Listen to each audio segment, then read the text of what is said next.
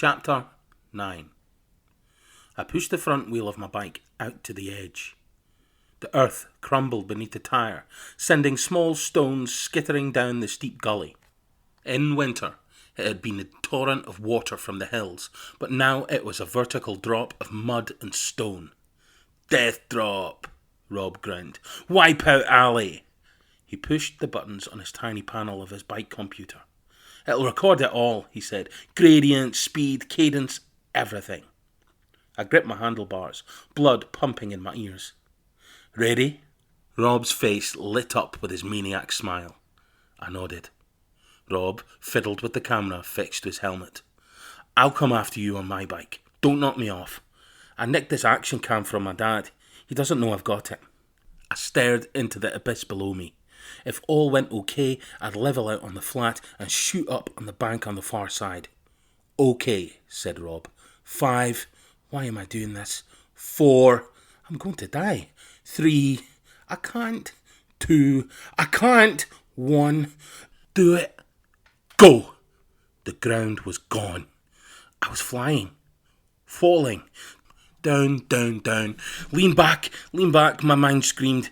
I hit ground, grit and stone spraying from my back wheel where it jammed and jarred into the deep running grooves of the gully, twisting metal spokes as my front wheel slammed onto a hummock of grass and lurched me forward, flying through the air. Over and over and over, tumbling in a whirl of legs, arms and bike, plummeting downwards past a blur of mud and stones and heather, over and over and over, all the way down to the waterfall gully to the rutted track below. I landed upside down in a heap of heather to see Rob fly up over the bank, perform a perfect half spin in the air and disappear the other side. There was a silence, followed by a loud splash. "Watch what you're bloody doing," shouted Ewan's voice. "You're in the way," Rob yelled back. I lay there, listening to them argue. I moved my legs and arms. It didn't feel as though I'd broken any bones, and it didn't look as though Rob or Ewan were coming to come and find out either. I hobbled up the bank to see Rob and Ewan sprawling in the shallows of the river. Ewan gave Rob's bike a kick. "You could have broke my rod, you bloody idiot." Rob picked his bike up and dragged it to the bank, laughing. "A good one, Callum. I got it all on camera." "And you scared off all the fish," shouted Ewan. "I won't catch anything with you mucking about." "Sure you're using the right fly," shouted Rob, pulling some chocolate from his bag. Ewan turned to glare at him. "As if you'd know," he said. I pushed my bike over to Rob. "Guess how long till he tells us he's fly fishing champion," I grinned. "I heard that," shouted Ewan. "I didn't get the Junior 5 fishing cup for nothing, you know." "Catch," yelled Rob, and he threw Ewan a chocolate bar. "It might be the only thing you do catch today." "Ta," Ewan muttered. "You just wait, Rob," he said. "Fly fishing is pure skill, none of your computer techno stuff. You just wait." I sat down in the soft grass and rubbed my bruised legs. Rob passed me some chocolate, and we watched the playback on the action cam. I thought I'd been in control for some of the death drop, but all I could see was me tumbling over and over. Rob laughed. "It's mind over matter. You and the bike. You are the bike." I looked at my bike, at the deep scratches in the paintwork and the bent wheel spokes. "I know what you mean," I groaned. The sun was so hot, more like a summer's day than in May. The rest of the half-term holiday stretched ahead of us. I lay back, closed my eyes and let the chocolate slowly melt in my mouth. It was over a month ago I'd sat with Iona on the heather hillside and seen the osprey return. I hadn't seen much of Iona since then. I think she was avoiding me. I wanted to say sorry for the mean things I'd said about her and her grandad, but there was never a good time. I often went to the loch to watch the ospreys. I'd even seen the male osprey catch a fish in his talons right out of the loch, but it just wasn't the same without Iona to share it with. "I've got one!" shouted Ewan. Rob and I scrambled down the bank. Ewan was thigh-deep in water, his rod arched downstream. "Here it comes," he said. The end of the rod bowed and bent against the fighting strain of the fish. A silvery underbelly flashed as the fish leapt from the water's surface, twisting in the air before plunging back underwater. "I've got you! I've got you!" Ewan reeled the fish onto the stony bank. "Rainbow trout," said Ewan with a grin. Not a bad size. We watched the fish gulp and thrash at the ground on our feet. Its smooth scales glittered a million colours in the bright sunshine. The scarlet gills desperately flapped the air. I wanted to pick it up and let it slide back into the cool river water. I wanted to watch it skim away under the bright surface. But Ewan hit it over the head with a stick. Callum! We'd been so engrossed looking at the fish that we hadn't seen Iona on the bank above us.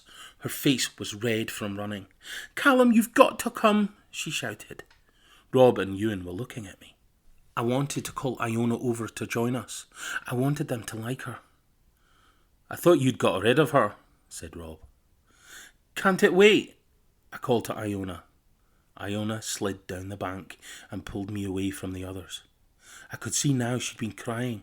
Tears streaked her face. It's the osprey, she whispered. Her voice was thick and choked. I think she's dead. Chapter 10. Come on, Callum, said Iona, tugging at my sleeve. Rob and Ewan were staring at me. I turned back to Iona. Where is she? I said. Back at the loch. Hey, Callum, yelled Rob. Let's go and ride the top trail. We've got to hurry, said Iona. Rob was walking over to us now. Look, Iona, I said. I can't.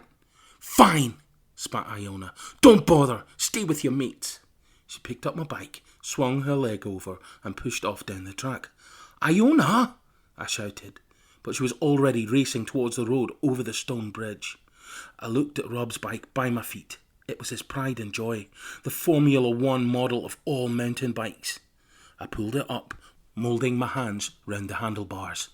Oi, Callum! Rob yelled. Leave my bike alone. I glanced at him over my shoulder. Not my bike! Rob yelled. Not my bike! I pushed off, slipping smoothly through the gears. The frame absorbed the stones and ruts. The tyres gripped the thick mud. I flew down the track after Iona. I'll kill you, Callum! I'll bloody kill you! But Rob's voice was soon drowned out in the rush of river under the bridge. I caught up with Iona at the bottom of the mineral track. We cycled up past the old quarries, following the river bank. My legs ached and my lungs burned. Come on, said Iona. I pushed Rob's bike up to the top of the track. There, Iona shouted when we reached the edge of the loch. I looked across the dark waters to the island. My mouth went dry. I felt sick. Hanging below one of the branches of the nest tree was the osprey, slowly turning as if held by invisible thread. She spun in mid-air, upside down like a gruesome ballet dancer. Feet skyward, wings pointing to the ground. Fishing line, said Iona. I reckon she's tangled in fishing line. There was no movement from the osprey. Her body hung slack and limp. I clapped my hands. Once, twice, it echoed across the loch. The osprey jerked upwards. Her wings uselessly beat the air, and she swung like a pendulum beneath her eyrie, backwards and forwards, backwards and forwards. Her alarm cry rang out. Kee, kee, kee. She'll die, said Iona. She'll die like that. I looked at the tree. We can't climb that. It's way too high, I said. It must be over 100 feet tall. You've got some ropes on the farm, said Iona. I looked at her. Her face was set. You need proper tree climbing stuff, I said. Harnesses and abseil ropes and things. Iona put her hands on her hips. We can't just let her die. I know, I said. I squinted into the sun. The osprey was still again. We'll have to get help. And tell someone our secret, said Iona. She was furious. Never. We've got no choice, I said. You promise, Callum, she said. If you don't go up there, I will. I kicked the ground. And what if we do get her down? She's bound to be injured. What then? You'll know what to do, will you? Iona pressed her palms into her eyes. We can't let her die, she sobbed. Come on, I said. I picked up Rob's bike and pushed off down the track. We can't do this on our own.